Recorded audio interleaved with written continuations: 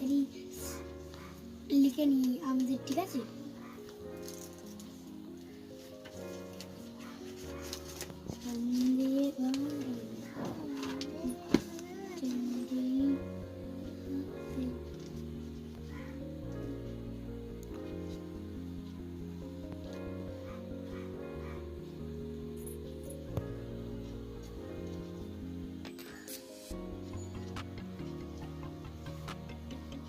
আচ্ছা তোমরা না না, আমরা তো পড়া করে এসেছি, মাত্র একটু আছে। হ্যাঁ আচ্ছা তাহলে তোমরা পড়াটা করো, আমি আসছি, এক্ষুনি আসছি। হ্যাঁ